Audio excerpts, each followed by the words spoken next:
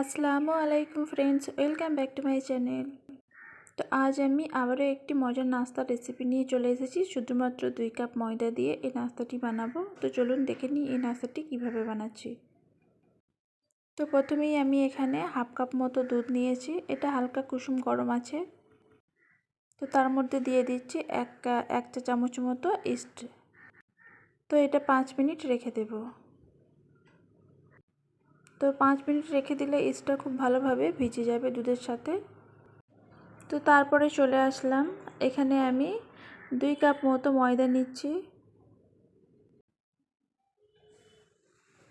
আর সাথে দিয়ে দিচ্ছি স্বাদ মতো লবণ, 2 চা চামচ মতো চিনি।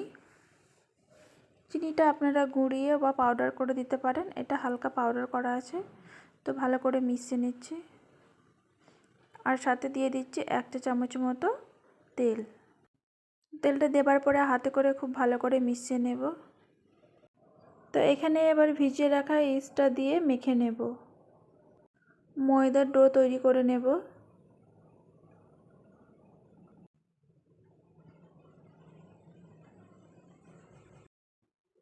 তো আমরা আটার রুটি যেভাবে বানাই পরোটা, তো রুটি সেভাবেই ডোটাকে তৈরি করে নেব। আর এখানে আর অল্প কিছুটা দুধ নিয়েছি, এটা দিয়ে তৈরি করে নেব ময়দার সুন্দর একটি ডো। তো এই ময়দাটি মাখতে আমার 1 কাপ মতো দুধ লেগেছে। তো হাফ কাপ দুধ আমি একটু ভিজিয়ে রেখেছিলাম আর হাফ কাপ মতো দিয়ে ভালো করে সুন্দর একটি ডো তৈরি করে নিলাম। এটা 2 থেকে 3 ঘন্টা ঢাকা দিয়ে রেখে দেব।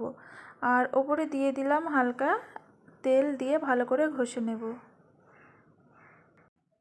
তো এই আটার ডোটা আপনারা গরম যে কোনো জায়গার উপরে রাখলে খুব তাড়াতাড়ি কিন্তু ফুলে যায়। হাতে সময় না থাকলে ওভাবে করতে পারেন, সময় থাকলে 2 থেকে 3 ঘন্টা রেখে দেবেন, তাহলেই হবে। তো এখানে দেখুন আটাটা কতটা সুন্দর ফুলে উঠেছে আর খুবই হালকা হয়ে যায়। তো আরও একবার মেখে নেব হালকাভাবে। তো এখানে আমি 2 ভাগে ভাগ করে নেব।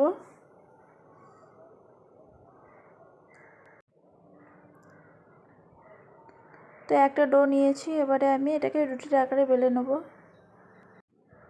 তো একটু মোটা রাখবো, খুব বেশি পাতলা করব না। এই রুটিটা একটু মোটা হবে।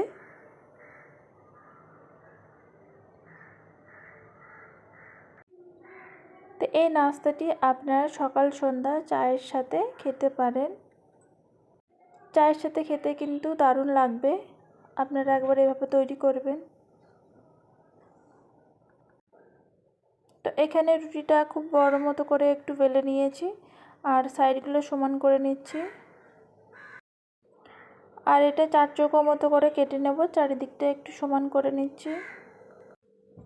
তো আমি নাস্তাটি দেখুন কীভাবে কেটে নিচ্ছি, আপনারা এভাবে কেটে নিয়ে তৈরি করে নেবেন আপনাদের মজাদার নাস্তা সকাল সন্ধ্যার। আর এতক্ষণ দেখার জন্য বা আমার সাথে থাকার জন্য অসংখ্য ধন্যবাদ।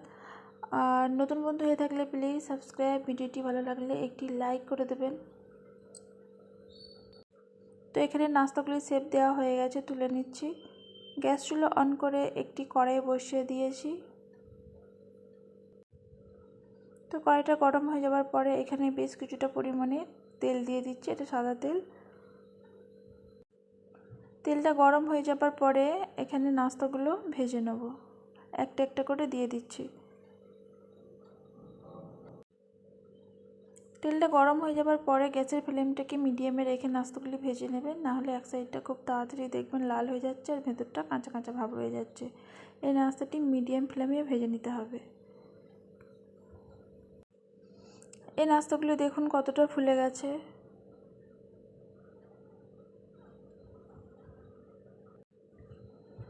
এভাবেই আমি বাকি নাস্তাগুলোকে ভেজে নেব।